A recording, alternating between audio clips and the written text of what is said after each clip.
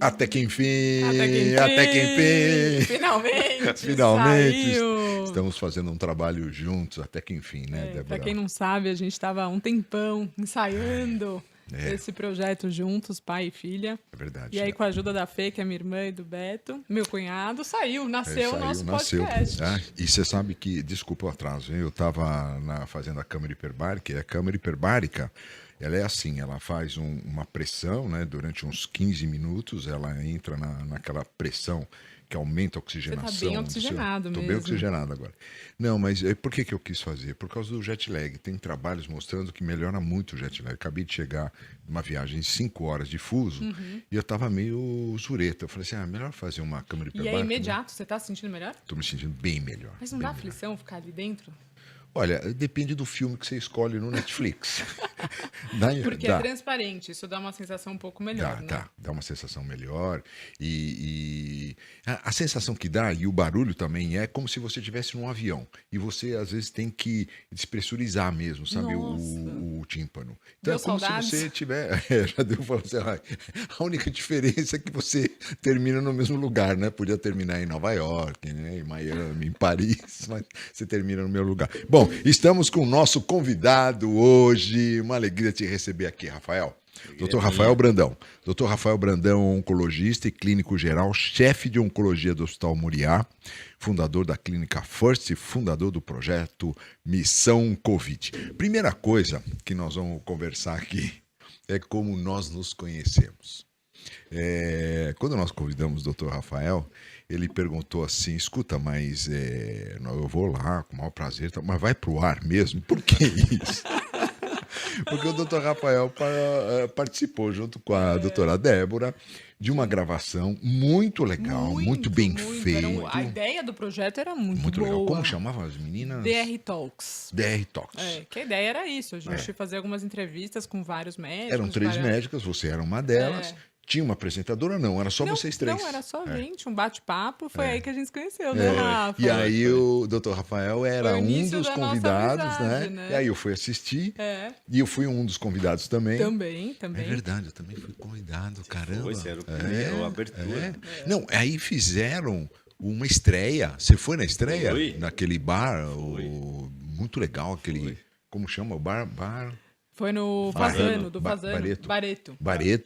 Bareto, uma festa lindíssima. E não decolou, não foi pro ar. Bom, mas o importante... Mas esse vai, né? Esse vai. vai. E o importante é que a gente se conheceu, né, Rafa? Sim. Esse é o mais importante, foi o início de uma longa amizade. Sem dúvida. Rafa, fala um pouquinho, por que oncologia? Putz, né?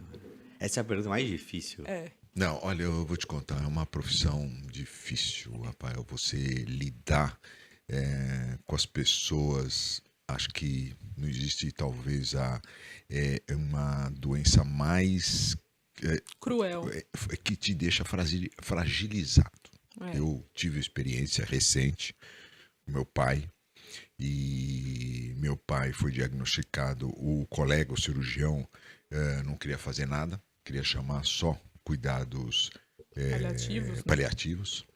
E aí liguei pro Rafael, falei, Rafael, o que você acha? Vou mandar os exames aí. Ele falou, não, imagina, que isso, vamos, nós precisamos tentar, não precisa fazer alguma coisa. E pela personalidade do meu pai, sem dúvida nenhuma, precisava tentar. Ele sempre foi um batalhador, sempre foi um lutador, e ele não ia deixar essa batalha jogar a toalha antes de lutar. E até ter a sensação que ninguém desistiu dele. Exato. De acreditar que ainda tem uma chance. E uma coisa que me deixou dia, né? muito impressionado é quando ele falava de você, Rafael. É uma coisa... Eu me lembro, eu fico até emocionado. Ele fala assim, você sabe, o doutor Rafael vem aqui, ele... Não sei, Zé Bento, ele tem uma coisa, ele tem uma energia, ele tem uma luz, ele parece um anjo, sabe? Ele ficava emocionado falando de você. Então, essa força, você tratar de um paciente grave, né? Você tratar de um paciente terminal, que você sabe, por mais que você tenha armas, você nunca sabe como é que essa arma... aliás, eu queria até dar de presente para você no ar. Eu e meu irmão compramos uma lembrancinha para você, ó. Tá Ô, aqui. meu amigo. Eu espero que você goste. Tem que abrir, tem que abrir. Nós estamos no ar, nós temos que abrir. Meu Deus do céu. O Rafael atendeu meu pai gentilmente, nunca cobrou nada e um carinho enorme. Eu não tenho nem como. Com seu pai. Eu não tenho nem como agradecer. Vamos ver se você gosta, né? Você sabe que eu sou um oncologista que digere mal perder paciente. É meio estranho isso. Mas você acha que ao longo do tempo você aprende, Rafa, ou não importa? Eu O não tempo de consigo. experiência não importa. Eu acho que se um dia eu começar a aprender e ficar, talvez aí tá na hora de parar, talvez.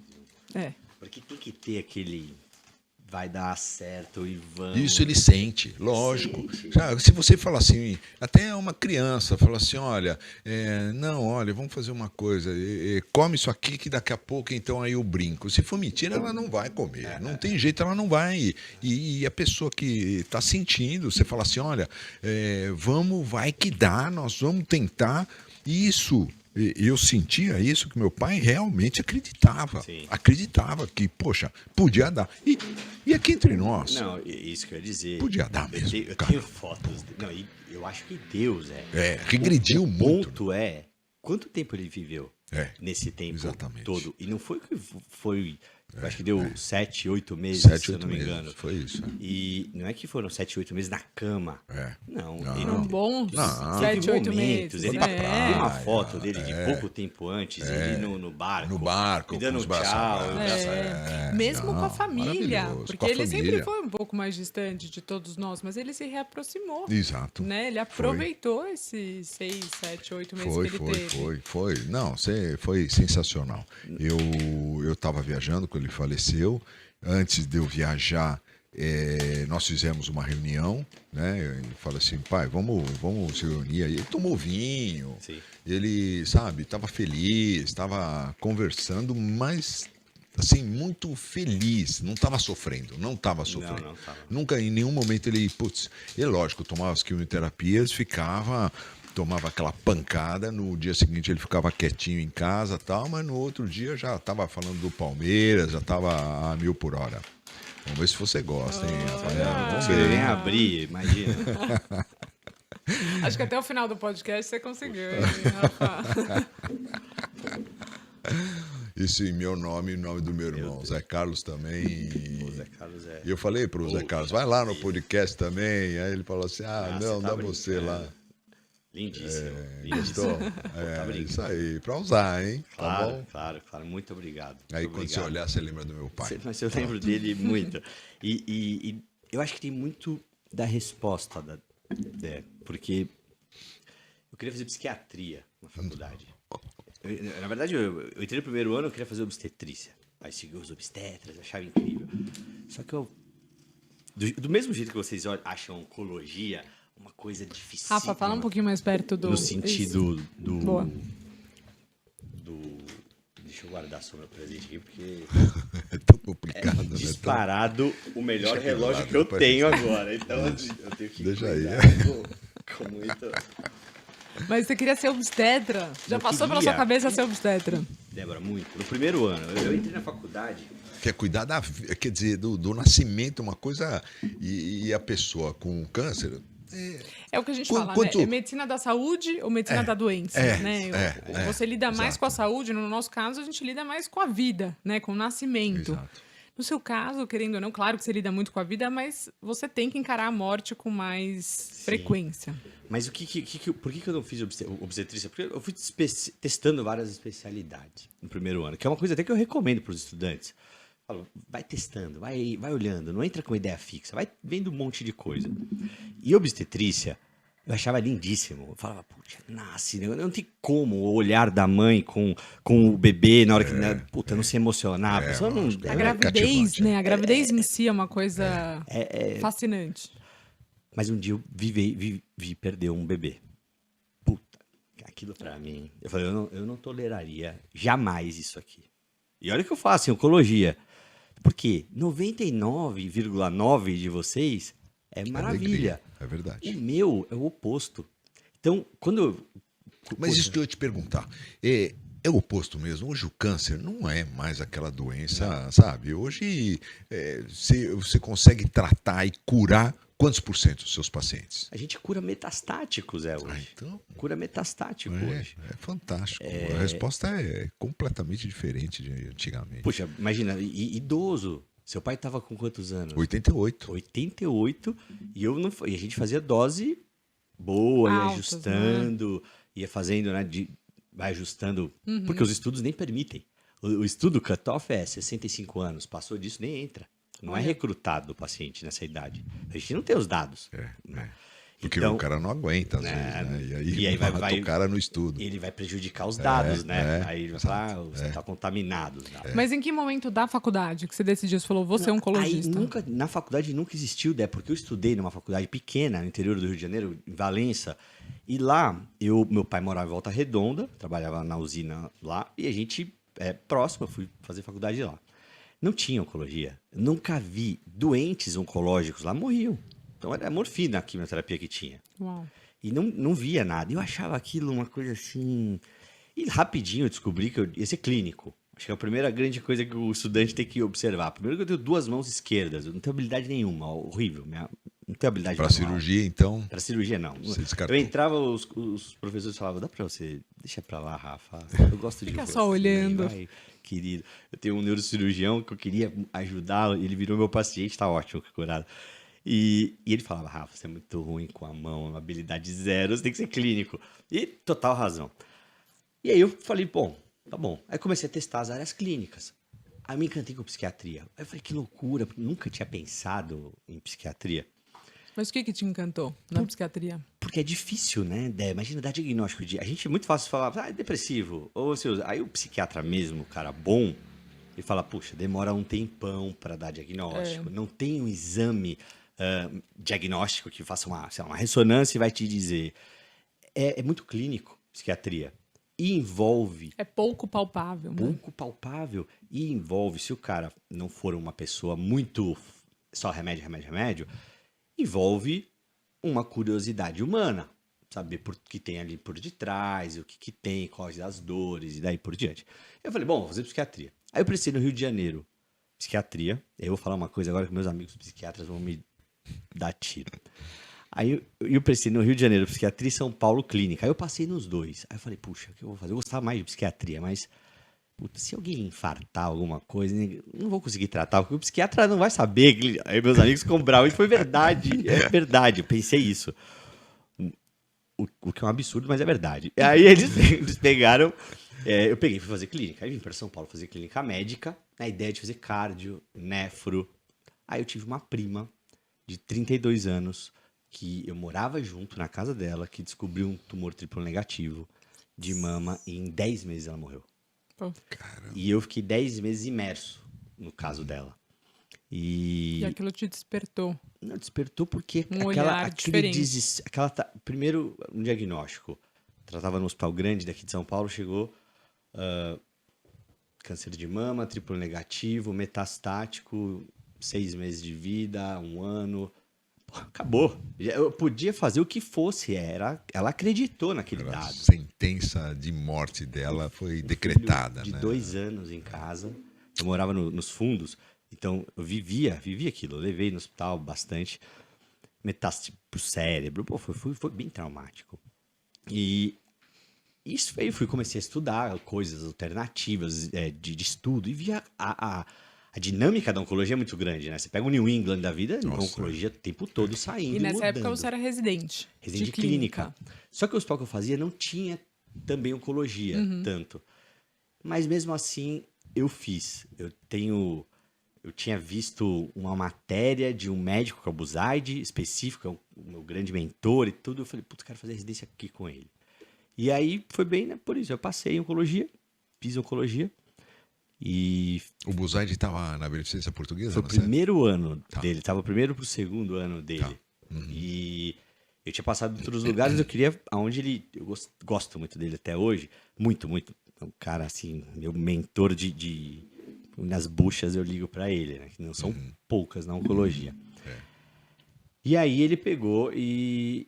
Acabei... Aí aconteceram coisas que eu nunca imaginei na minha vida, Débora. Eu não...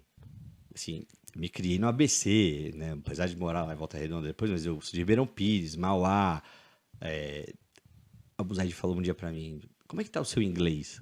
Eu falei, 0.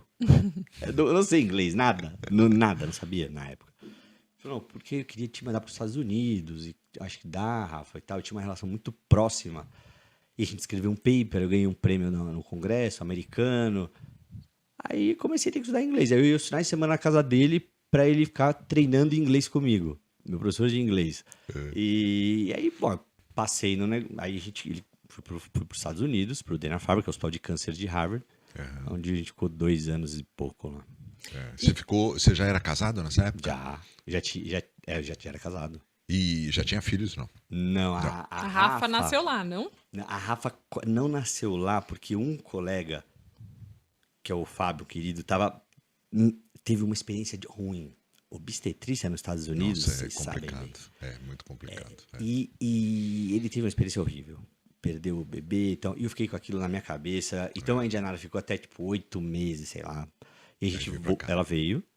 Aí eu vim pra cá. E ela teve algumas complicações na gravidez. Ela teve né? HELP. Nossa. Punk. Eu Não, lembro que ela me contou.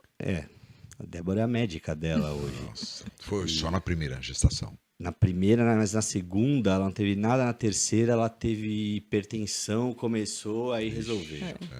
E me conta uma coisa. O fato de você viver tão de perto o câncer, você sente que você tem mais consciência da finitude? Você traz isso pra sua vida? Eu acho que sim, Dé. Eu medito muito a morte. Muito. Não no sentido mórbido. Não, nada disso. E, de novo, aprendi muito com seu pai. Porque falava muito isso com ele. Até uma dica, né, que eu falo para os estudantes. Você quer conectar com o paciente, é conversar com ele. Sobre o que, sobre a vida, né? Sobre o que ele tem interesse. Poxa vida, não é só dar... E ele é um cara que falava para mim todo o tempo assim... Doutor Rafael, eu vivi. E me contava um monte de histórias e falava dessa... Lembra, ele falava com você no telefone, você viajando, e ele falava, aproveita a vida, meu filho, e tal, e tal. Então, isso tudo, Débora, quando a gente... Toda hora, né? Não é nenhum dom, não é assim, puxa, eu sou uma pessoa sensível e tenho... Zero. Eu não tenho nada disso, mas eu atendo, sei lá, 12 pacientes por dia me falando isso. Mas esse é o verdadeiro consolo da morte. É você ter vivido. É você ter aproveitado. É o que todo mundo fala. Poxa, morreu, mas morreu aos 90 anos, viveu, construiu uma família, teve filhos, aproveitou, viajou. Esse é o consolo. É por isso que talvez câncer em crianças é tão revoltante. A gente não consegue aceitar. Porque é algo que foge muito do natural. E no UTI, ninguém fica dizendo, poxa, devia ter comprado mais apartamento, devia ter comprado mais automóvel, devia ter... Não.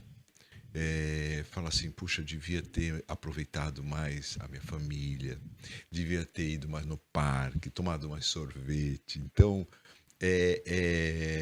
eu acho que ali realmente que você vê as coisas que vale a pena na vida. E isso meu pai teve. Meu pai aproveitou muito. Ele gostava da vida, né? Então, e você sabe gostava que dos amigos. Eu só parei. Eu não queria parar no dia que ele faleceu. Porque ele me pediu claramente. Ele falou assim, doutor Rafael, se for para eu ficar numa cama, se você me garantir que eu não vá ficar... Eu não conseguia garantir naquele momento, que ele estava com o pulmão muito comprometido. Então ele tinha uma consciência... E esse tipo de consciência só é típica de quem? De quem viveu. Porque o oposto é muito comum. Que é a pessoa que... Eu lido muito com esse público. A pessoa que trabalha muito, que tem uma condição social muito bacana, mas que não aproveitou a vida. E aí descobre um câncer. E aí ele quer aproveitar aquilo... E ele não consegue. Mas esse E aí fala assim, doutor Rafael, não deixe eu morrer porque eu preciso aproveitar. Porque eu preciso aproveitar a vida. Exato. É isso mesmo. Fica a dica, né, pessoal? É isso aí. Rafa, quem te conhece sabe o quanto a família para você é importante. Você tem uma família linda.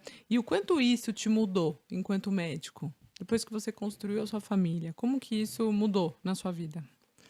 Putz, Débora, eu acho completamente diferente. No dia que nasceu a Rafaela, ainda imagina, a Indianara, minha esposa, ela é hematologista, né? Aí vieram os exames. Ela ia passar, acordou com dor nas costas, médico tigre, jogando água quente. Aí eu acordei, o que tá fazendo? Tô com uma dor nas costas, jogando água. Eu falei, putz, medi a pressão. Aí tava, sei lá, 170, alguma coisa assim. 17 por tanto. Eu falei, putz. Aí levei pro hospital. Chegou no hospital, vieram os exames laboratoriais, DHL, TGO, TGP, tudo isso. Ela, hematologista, Ela falou, tem "Ixi, certeza que... E eu não vou mentir, porque eu comecei a falar assim, bom, ela vai morrer. Na minha cabeça, assim, vou ter que criar uma menina, agora uma criança, sozinho. Como é que vai ser? Questão de segundos, né? E ela foi... Aí, bom, resolveu. Porque é de fato algo muito grave mesmo. Muito grave, Não né? é brincadeira. Muito, e eu vi a cara dos colegas, assim, todo mundo. E eu pensando, puxa vida, que zebra. Bom, mas eu. Otimista, oncologista não dá pra ser pessimista, né? Não dá pra pensar. Eu otimista. E quando ela nasceu, quando eu olhei, puta, meu, é uma sensação. Quando eu escuto gente falando que não quer ter filho, eu falo, meu Deus. Eu tava falando com a Fê ali, falei assim, Fernanda, ela mostrou na foto da bebezinha, eu falei, eu queria mais. Eu, por mim, tinha mais. A Débora botou o Jill na Culpa minha. Indianara. Não, Aí não tem jeito, Não dá. né? Não tem... Mas isso te mudou enquanto médico? mudou total, porque Porque hoje você trata de um paciente e você já imagina a família toda. mudou. Né? Agora, eu tive uma experiência como executivo, que foi bom pra mim. Porque eu tava contando um pouco antes pra Débora, Zé, que eu trabalhei 1 ano, 2 anos. Eu tinha voltado pro Brasil, aliás, eu voltei pro Brasil, assumi uma posição onde eu fazia part-time assistência e part-time executivo, gestor de um grupo. E ali, o que eu vi? Eu trabalhava muito. Aí eu trabalhava de domingo a domingo, porque é o Brasil inteiro. E um grupo grande, com colegas e uma série de coisas. Então eu tenho um gap de 3 anos com meus filhos. Impressionante. Que foi no aniversário do meu último filho, do Antônio, de 1 ano, dia 15 de fevereiro, num parabéns pra você. Eu sabe quando eu olhei para olhar os olhos dele e não se conectou? Tipo, ele não sabia direito quem eu era. Aquilo foi uma pancada Te marcou muito forte. muito. Não, nunca esqueço daquilo. E ali foi em fevereiro, aí, bom, março eu já tinha resolvido. Falei, você é só médico, etc. E aí larguei, fiquei só na assistência, que ele descobre o que gosta. Então, aí eu acho que foi bom. Olhando por esse lado, não, o papel do oncologista, de novo, né? Olhar o pepino, mas tentar olhar o copo meio cheio, meio Não, vazio. e você teve a sensibilidade de perceber isso, essa falta de conexão, a coragem de encarar isso, porque não é algo fácil de um pai encarar e falar, opa, vamos mudar esse cenário. Exato. Muito E bom. foi maravilhoso, porque 1 ano depois, foi agora, 15 de fevereiro desse ano, foi o aniversário dele.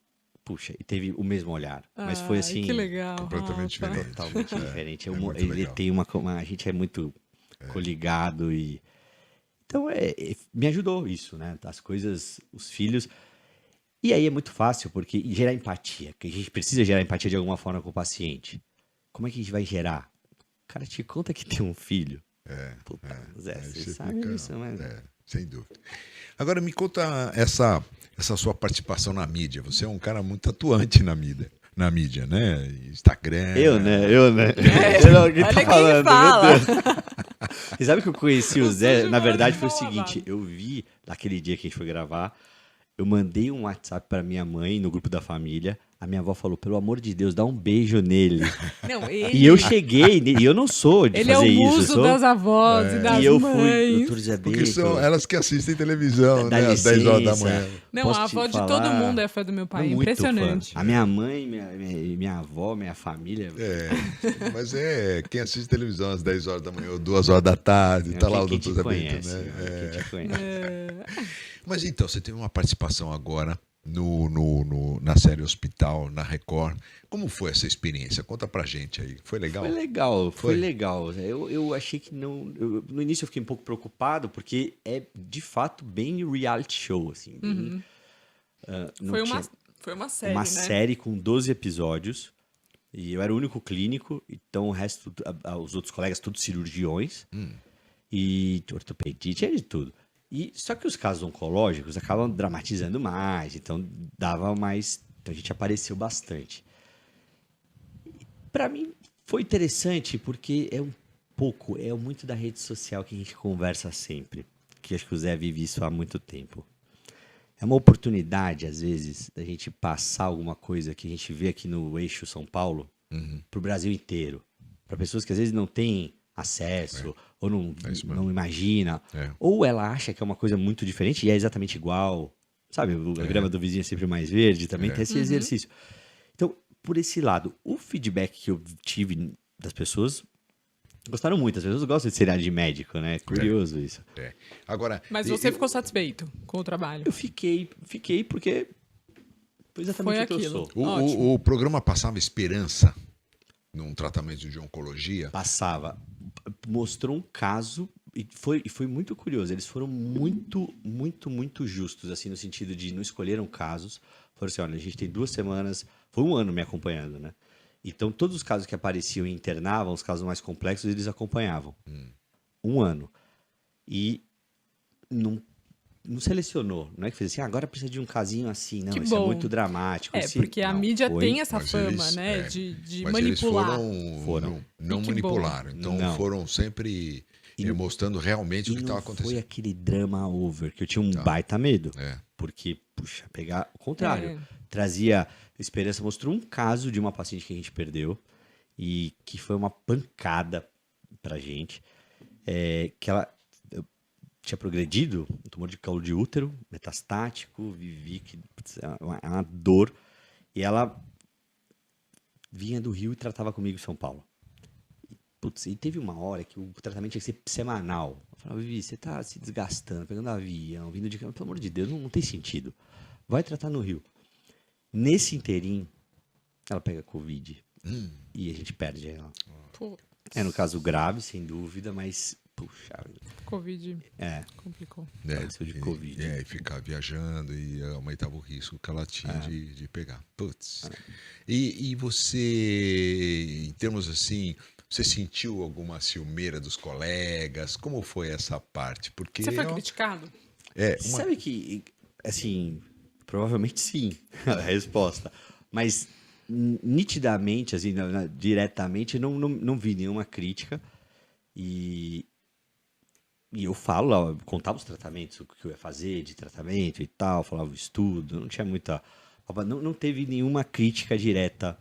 Vocês não acham que a cabeça dos colegas hoje mudou muito Eu em acho. relação a isso? Eu acho. Então, na sua época, você ir na televisão, você ir no programa feminino responder pergunta, era algo muito fora da curva. Muito Era fora. algo muito raro, muito difícil. diferente. É. Você participar de uma série hoje faz parte do nosso dia a dia, faz parte da rede social, faz parte da televisão. eu ia- O médico está mais inserido Eu na até mídia dizer hoje. o contrário mesmo, Dé. Eu acho que eu recebi muito mais elogios Que bom, que e bom. apoio dos colegas do que Fico crítica. feliz com legal. isso. Assim, É. crítica direta não vi, nenhuma tipo de notificação, coisa do tipo, mas recebi estímulo. Estímulo, pessoas achando... Eu acho que a classe médica ela tem se unido mais, né? Eu não sei também, não sou oncologista, mas eu sou otimista.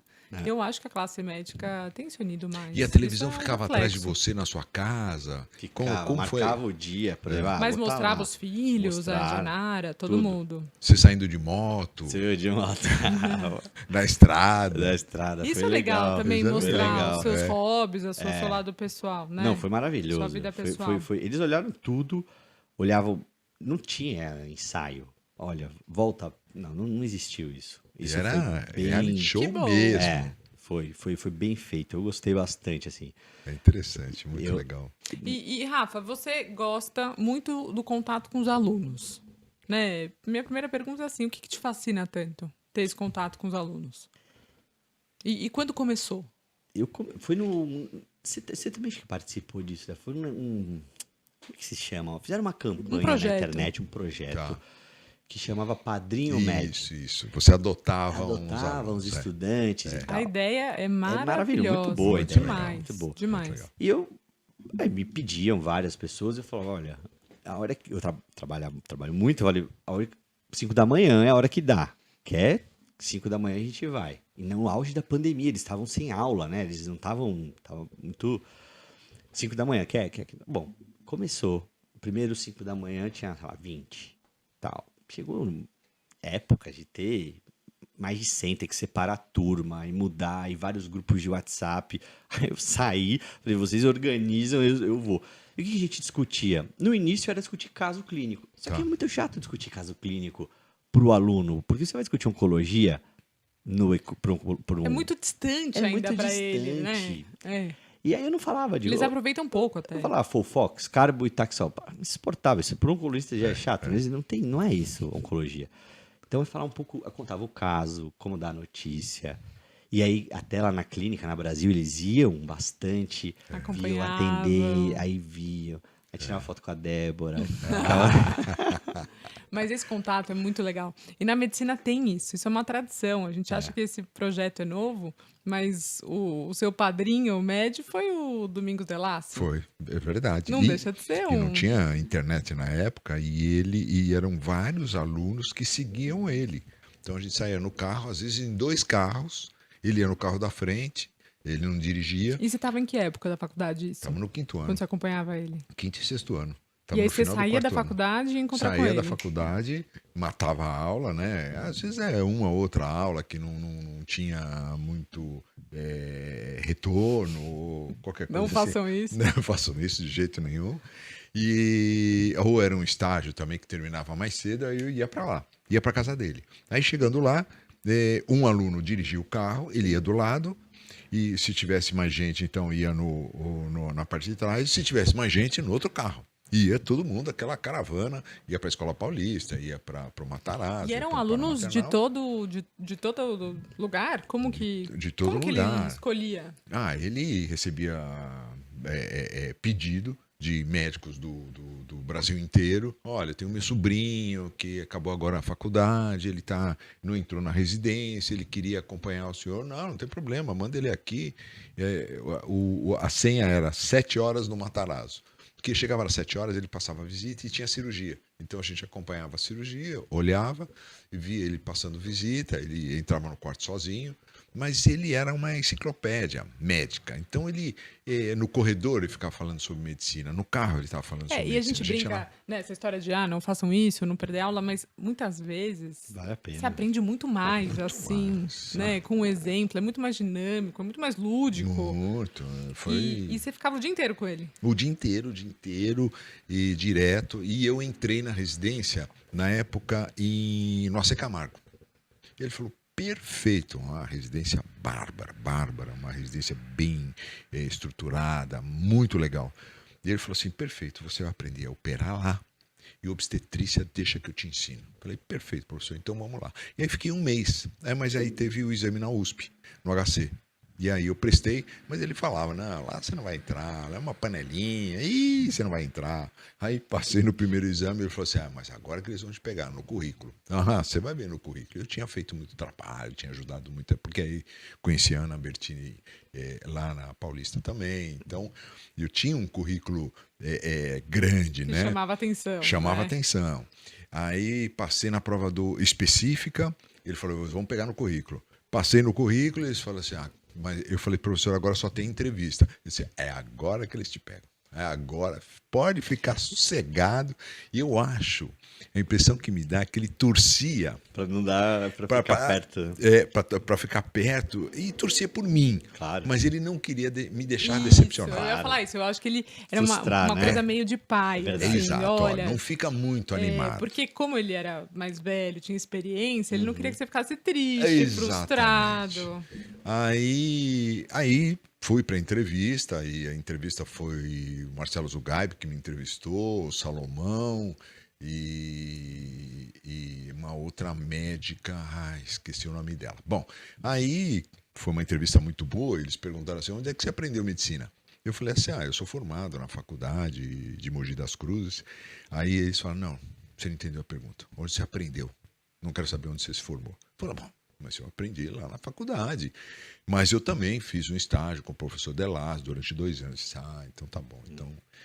E aí saiu a lista, entrei em 2º lugar na residência. Fui para casa dele. E eu contente, feliz, que estava radiante, né?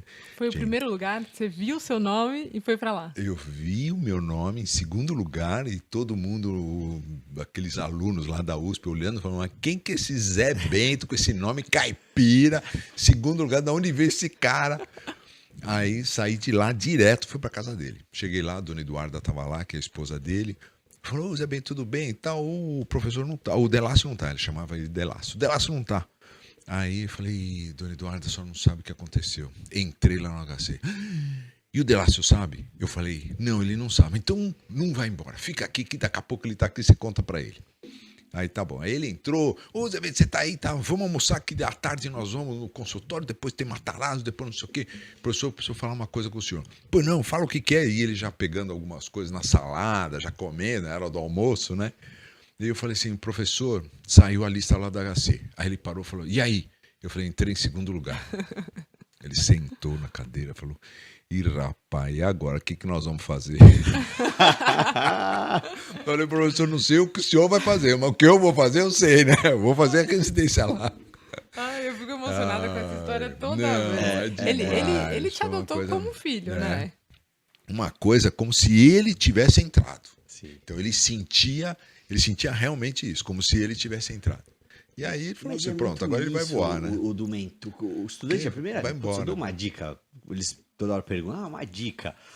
E é engraçado que é uma geração, que esse é um dos pontos que eu fico com eles muito, é para aprender essa geração. Porque imagina, se meus filhos, a velocidade, eu não consigo ligar a televisão, Zé. O menino de 2 anos, meu filho menor, Antônio, vai lá, liga, Imagina, é um cérebro diferente. É diferente. Ele já passa o dedinho, você já fica Já. com o dedinho assim. E um pouco da mentoria, eu aprendi com eles. Eles acham que eu tô ensinando alguma coisa, mas na verdade eu tô aprendendo. Teve um caso engraçado, foi o seguinte, colocaram eles até fizeram um Instagram, tudo sobre saúde, fizeram um negocinho, se organizaram, aí tinha lá, o que o paciente com cirrose não pode? Era uma das perguntas que eu tinha colocado. Aí tinha, não lembro, nenhuma das alternativas. Aí eles colocaram, ou todas eram verdadeiras, não me lembro. Enfim, a resposta correta era a bebida alcoólica. Aí ninguém colocou. Eu falei, pessoal, como assim? Vocês não sabem que cirrose não pode beber e tal? Não, doutor. A pergunta é se não pode. Não é que não pode. Ele não deve. Você tem que... Bom, o pessoal faz o que quer, né? Uma coisa meio... É um pouco o jeito como eles pensam. É o jeito como... Isso é importante pra gente quando a gente vai trabalhar com eles, Sim. né? A gente vai se deparar com eles. Não, e eu tenho certeza que o Delácio ganhava muito comigo. Claro. O que ele ganhava comigo? Qual que era o interesse que ele tinha em mim? Era um incentivo. Uma provocação saudável. Exato. Fala assim, poxa, o que você está aprendendo? Ele falava assim, o que você está aprendendo agora lá na faculdade? E eu falava, eu estou aprendendo insuficiência cardíaca. Aí ele disse, então tá bom. Aí eu vou pegar aqui um livro, aí pegava livro, não tinha Google, Sim. né? Imagina Google. Aí pegava lá insuficiência cardíaca. Então lê isso aqui, enquanto eu vou dar uma descansada, já vem. Isso na sexta, um calor. Dava um sono depois do almoço e aí eu lendo lá insuficiência cardíaca. Eu falei, ai meu Deus. Pô, passava meia hora ele aparecia lá todo. Bom, então vamos embora, vamos pro consultório agora. Depois nós temos que ir no Matarazzo. Hoje tem aula. E eu falei, putz, eu acho que ele esqueceu, né? Que eu li a insuficiência cardíaca. Aí peguei o carro, fomos indo. Você que dirigia? Eu que dirigi. Aí conversando, ele falou, e aí, insuficiência cardíaca? Quais são os sinais de insuficiência cardíaca? Eu falei, caramba, não é possível que ele vai lembrar. Eu falei, você não leu nada, né? Ó, insuficiência cardíaca é isso. Os sinais são esse. O tratamento é assim. Então, É um estímulo, é um né? estímulo para ele, sabe? Eu acho que e isso é muito legal no aluno, Sim. né? O aluno realmente é o pilar, é o que faz você crescer. Isso eu senti muita falta quando eu deixei de dar aula, porque eu perdi esse contato com o aluno. Porque eles estão muito animados, eles têm muito aquela animados. sede, né, do conhecimento, então estão empolgados. Isso é muito legal. Não, o maior medo que nós médicos temos, né, de comer bola. Todo mundo tem medo de deixar alguma coisa. Quando você se cerca de um time, a gente estava falando disso um pouco, né? Eu tenho lá 2 oncologistas do meu lado, o João e a Érica, vocês conhecem bem. A gente discute todos os casos. É uma provocação. Aí vem estagiário de fora. Aí vem... São filtros que vão É uma sendo segurança até colocados que você tem. pra gente não certeza. dá, não tem nenhum tipo de coisa. Eu acho que esse é o grande aprendizado. E um pouco, então, a dica que eu até falo para os estudantes se acha um mentor, tem que ter um mentor. Tem que ter. Vai atrás de um cara e não sei isso o aí. quê. Tem que Outro ter. falou, tem um estágio no hospital X que é remunerado. Eu falo, meu amigo, que é remunerado? Para com isso. Querido. Não é hora, né? Não é hora Se de tiver que pensar em pagar, você dinheiro. paga. É. Mas não.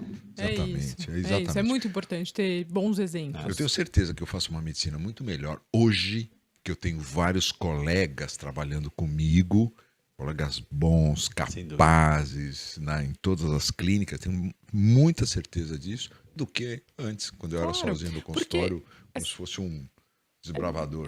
e a troca que você tem com os Exato. outros colegas, o interesse que você tem nos outros pacientes, os pacientes dele, nos outros casos, isso que te motiva também, isso te incentiva. Rafa, eu já vi você falando muito sobre Deus, né? Citando muito nos seus posts, nas suas redes sociais. Como que é para você isso? Essa relação da ciência e da fé? Pra mim, eu não tenho, nem sei dividir, sabia? Porque Deus pra mim é uma coisa óbvia, assim, a minha fé é uma coisa muito óbvia pra mim, consistente. E você traz isso para suas consultas, para o Trago. tratamento? Claro que acho que a arte do consultório muito é De você respeitar, né, cada entender o que é o... crença. Até porque eu não sou... apesar de ser católico, mas eu acredito em Deus. E eu acho que todos os caminhos acabam levando, né? Claro. Sem dúvida alguma. Então, é olhar muito o olhar de quem tá ali e... Puxa, se o paciente muçulmano, eu preciso contactar aquele líder espiritual dele e fazer uma ponte. Isso é fundamental para o desfecho do paciente. Tem dado, tem Tem ciência. que ter fé, né? Ele tem que ter fé. Se o cara também é um ateu, não acredita em nada, tem que entender um pouco por quê. Então, o lado da minha psiquiatria lá atrás, puta, eu faço muita psiquiatria no consultório. Porque é muito isso, da gente... Claro, de entender o comportamento humano e como Exato. usar ele ao nosso favor para o tratamento do paciente. E lidar com a morte, né? Se eu não conseguir... Se eu achar que isso aqui acabou... Eu nem consigo, tá? Fazer esse exercício, eu nem consigo. Juro, não consigo, mas... Putz, eu tenho tanta certeza, assim, do mundo lá... Mil coisas, já vi uns casos estranhos, milagres. Todo médico já viu milagres e tal. Tem gente que diz, não é uma ciência. Bom, ok, mas todo mundo vê, e é palpável. Tive um caso agora recente de um colega, Zé. 38 anos, o cara mora em Três Rios, no Rio de Janeiro. Vinha uma vez por semana e dava plantão direto, pediatra. Os colegas de turma, morei na República com ele. A esposa, ele já tinha uma filha de 3 anos e a esposa grávida de, sei lá, 20 e poucas semanas. Me liga uma quinta-feira à noite, 10 da noite, eu durmo cedo. Atendi, tocou, falei, o que houve, mané? Chorando, desesperado, disse que ele teve um AVC no hospital no MB Mirim. Ele vinha, dava uma semana de plantão, pediatra. Eu peguei o carro, fui lá, cheguei lá, ele estava dentro da ambulância para ser removido para algum lugar. Aí eu acabei levando ele lá para o Hospital Moriá. Quando eu entrei, plégico, não interagia nada, assim, nada, não interagia nada. Vai ser grave. Grave. Tinha pego o território cerebral média e a esquerda. Então, o cara plégico à direita e não interagia nada, assim, pré-tubo. Era, em tese, pré-tubar. O colega que estava de plantão foi muito corajoso. O pessoal, assim, deu um baita atendimento para ele na hora. E me contou a história seguinte. Ele estava um pouco de dor de cabeça e falou, posso dar uma descansada? Não, vai lá. Acharam ele caído no repouso. Não sabe quanto tempo foi, no Delta T, para tinha mais de 4 horas, 3, 4, não sabiam. Trombolizou. Fizeram tomografia, viu que era isquêmico, não tinha sangue, trombolizaram. E ali eu tinha conhecido um dia antes. Falei assim, se não é Deus, pelo amor de Deus, conheci um dia antes. Fui no clube de tiro, que inaugurou uma festa lá. Conheci um neuroradiologista, intervencionista. E fiquei amigo dele. No dia seguinte eu liguei pra ele. Quando eu cheguei na ambulância, 1h pouco da manhã, liguei pra ele, me atendeu de primeira. Falei, cara, você precisa me ajudar. Tem um amigo assim assado. Tô em 5 minutos. Ele tava em 5 minutos no hospital. Foi pra hemodinâmica, foi lá, o trombo na cerebral média, tirou, reperfundiu. O cara começou no dia seguinte melhorar. Conseguiu tirar? Tirou, aspirou. Através de um catéter. Botou um catéter na virilha ali, na inguinal. Inacreditável. Zé, Isso é demais. sem brincadeira. Todo neurologista, todo mundo, o time da neuro, falando, olha a ressonância horrorosa. O hemisfério esquerdo, nada. O cara tá normal. Uma semana de alta, porque o irmão dele entrou no quarto e falou assim, olha, Romero, daqui uma semana, dia dos pais, hein? Vamos estar lá junto. Eu falei, puta, não fala isso pra mim, que eu vou ficar me cobrando, vou ter que dar um jeito de mandar esse cara pro dia dos pais em Três Rios, e filha pequena. E a gente, todo mundo em cima. E aí eu vi uma coisa muito legal. Ele é um cara muito do bem, e os técnicos de enfermagem, todo mundo foi levando na ambulância, era uma roda de oração. Ah, Foi uma coisa assim. Então, o que ele me ensinou, o Romero, né? Um cara assim, incrível. Esse negócio de ser da bondade do dia a dia, nas pequenas coisas, de você. Putz, não, sabe? O segurança não queria deixar eu entrar, eu com o crachá do Einstein, e o M-Boy é administrado pelo Einstein. E eu falei, não, eu sou médico do Einstein e tal. E o cara não me deixando, burocrático. Quando eu falei, é por causa do Romero, o cara abriu tudo, as Olha portas e só. tal. Depois eu fui entender, no hospital que muitas vezes entra médicos que não são médicos, né, pra fazer.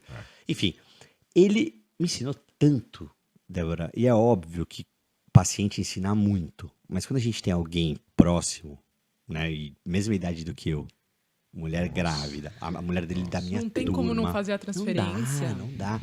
É um reflexo quase, né? E ele teve um upgrade, eu brinco, porque ele é carioca, fala um monte de gíria, fala agitado, uma scooter, uma motinho, essas neon. Ele andava a cidade inteira dando plantão, tá lá na minha casa a moto que ele deixou lá.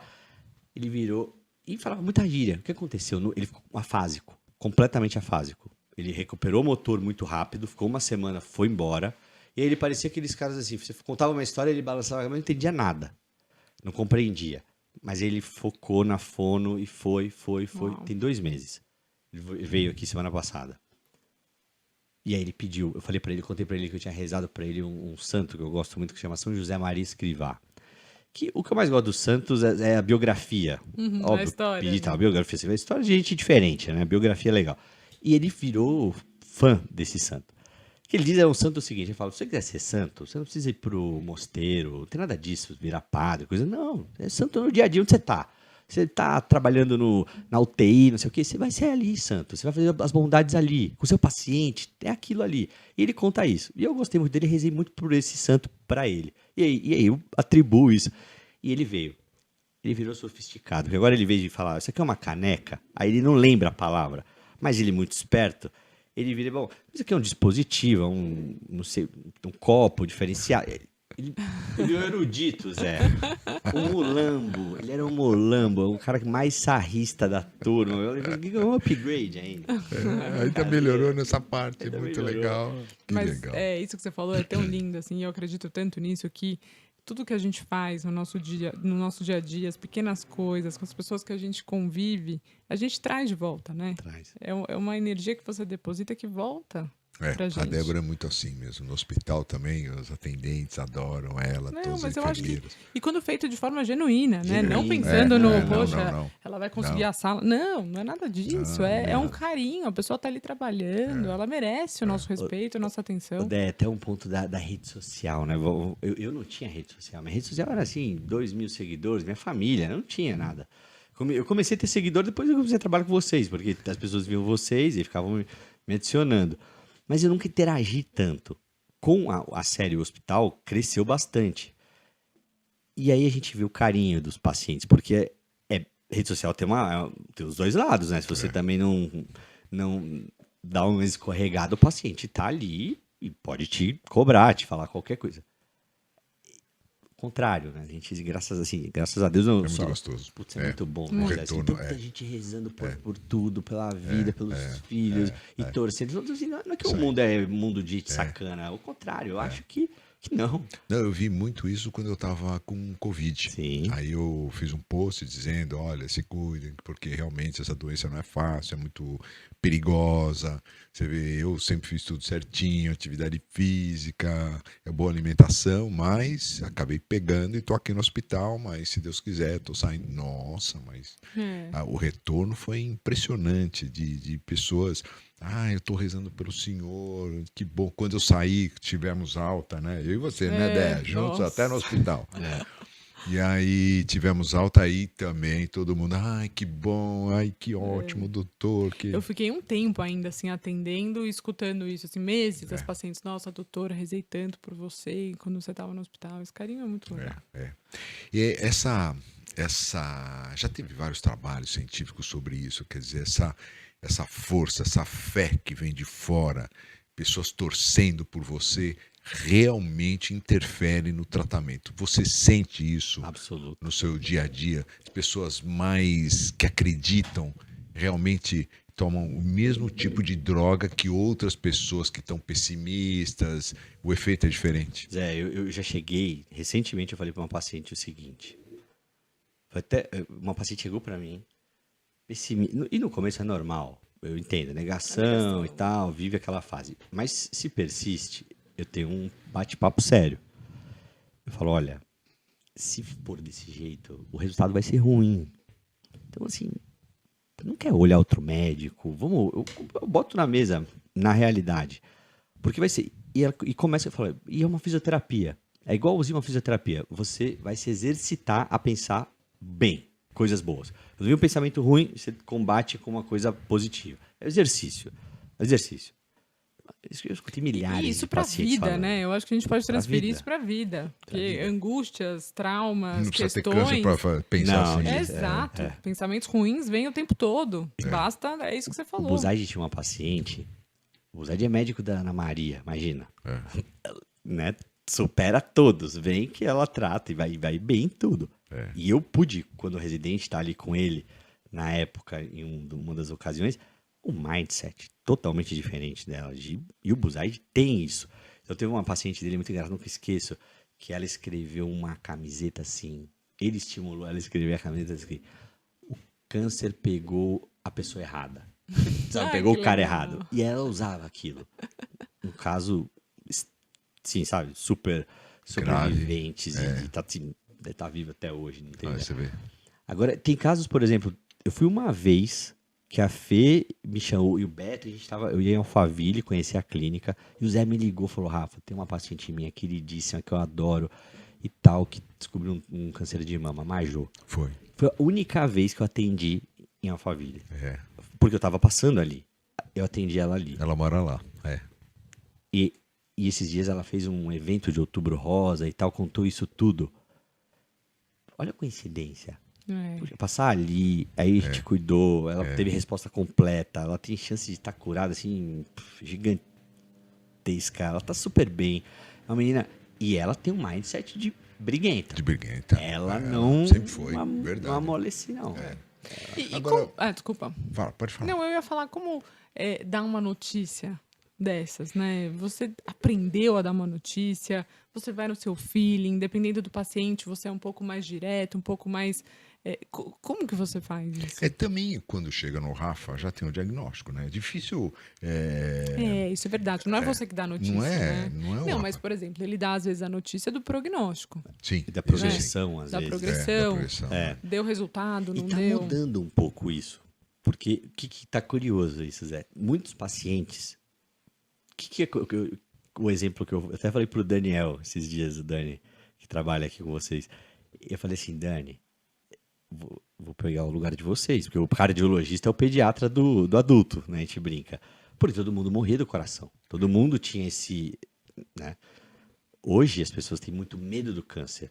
Então é Então, te comum... procuram sem ter nada. Sem né? ter nada. É comum. É mesmo. Um paciente com câncer vira 10, porque vê a família inteira. O cara quer saber fazer screening adequado, ver o que tem, o que não tem, que pode verdade. aumentar as chances. Então, é comum a gente fazer diagnóstico. Não, e olha, e é muito legal isso, você fazer um check-up oncológico direcionado para o câncer. Sim. Quer dizer, você já direcionar os seus exames exatamente para pegar uma célula, ou às vezes até, que seria mais interessante até, você fazer com que ele não tenha. Exato. Fala assim, olha, seu pai teve, mas você pode não ter. Sim. Mas você tem que fazer isso para você não ter. Tem literatura e material para isso. Então, Só que o que é o grande ponto? E não é criticando a indústria farmacêutica, porque só se fosse um louco de criticar a indústria farmacêutica. Né? Olha a evolução que nós tivemos. A gente está falando de doença metastática curável hoje.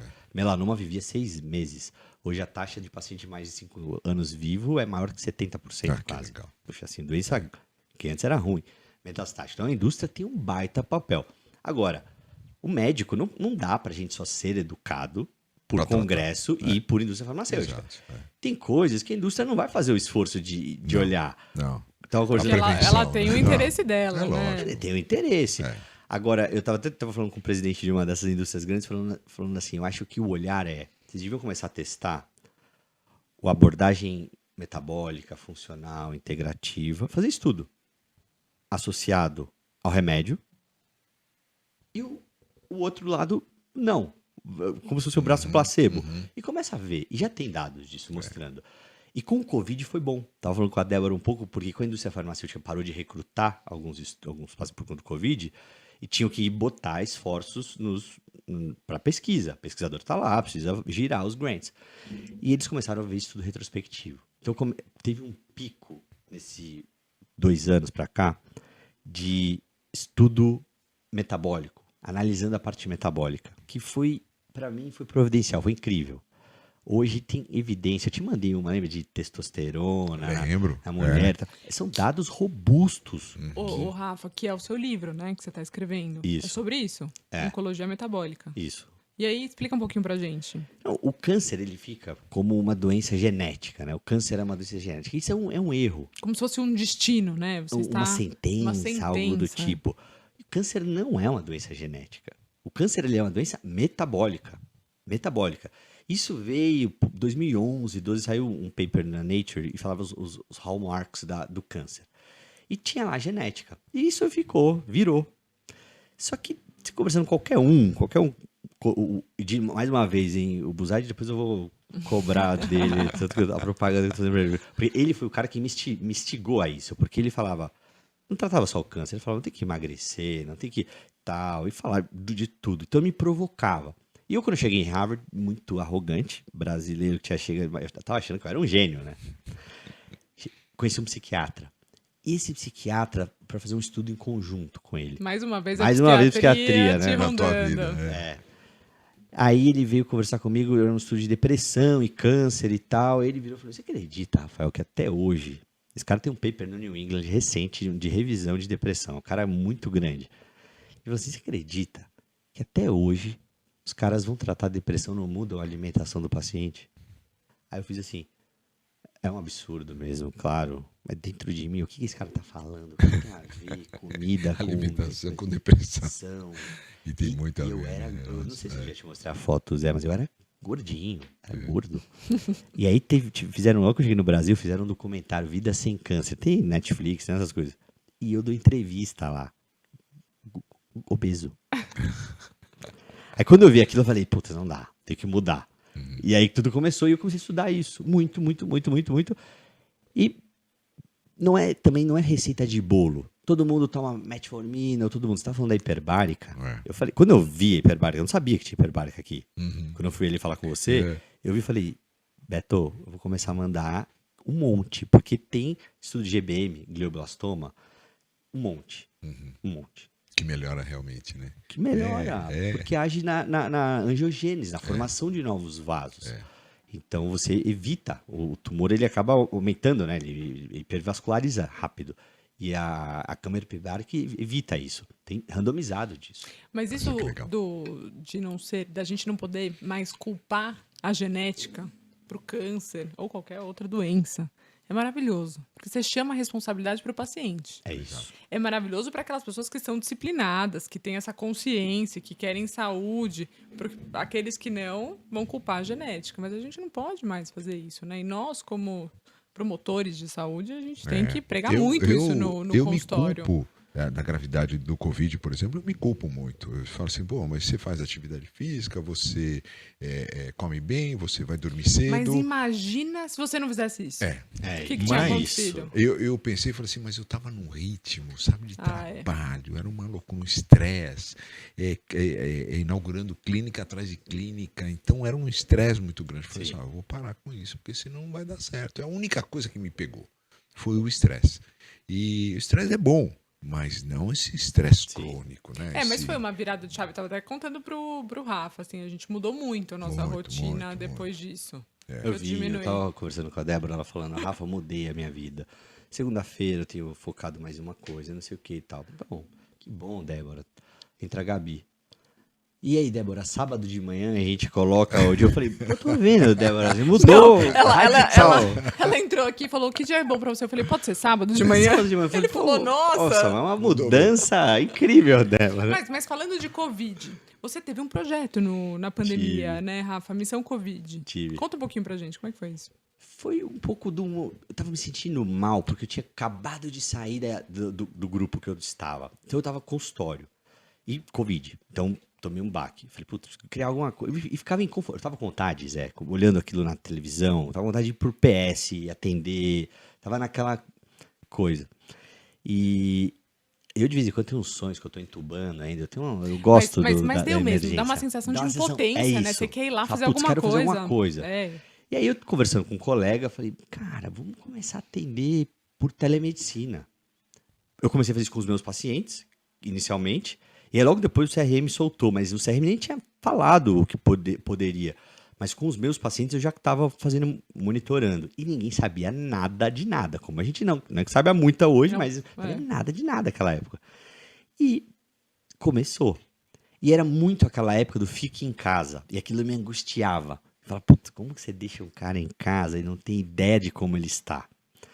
E a gente explodiu, assim, e foi tão legal, porque a gente gosta, né, de criticar a nossa profissão e falar, a medicina acabou e tal, é normal, mas a gente faz isso com família, a gente faz com todo mundo, é do ser humano dar essa chorada, né, da cultural.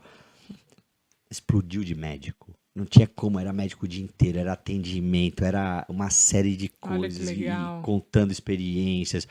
Coisas difíceis também, de pessoas no Rio de Janeiro, em periferia, em favela. Mas vocês faziam atendimentos online? Online. Olha, que legal. Online. Com vocês, vários médicos atendiam pacientes com dúvida. Tinha um dispositivo, a gente, foi eu, o Leandro e o Kanashiro, que é um cara de TI.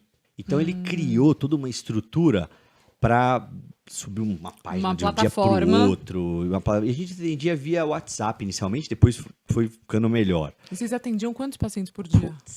Muitos.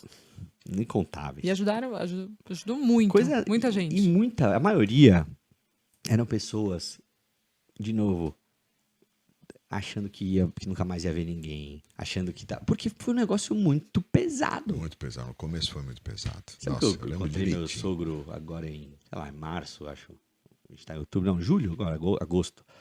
Julho, agosto. A gente foi num hotel aqui perto e tava um tempão sem meu sogro ver a Indianara e as crianças. Ele se confessou, eu fiquei assim, emocionado. Ele falou assim, Rafa, eu tinha certeza que eu nunca mais ia ver minha filha. Eu tinha certeza.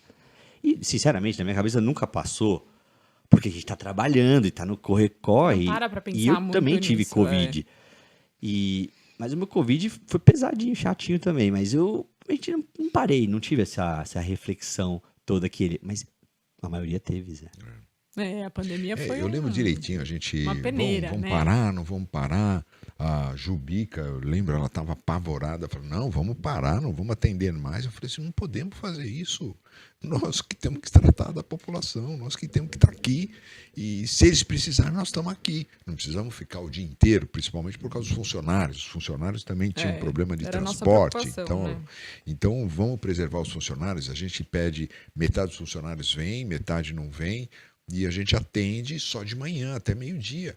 Mas as pacientes vão continuar tendo corrimento, vão continuar tendo dor abdominal e as grávidas. A gestação vai continuar, então nós temos que continuar mesmo atendendo.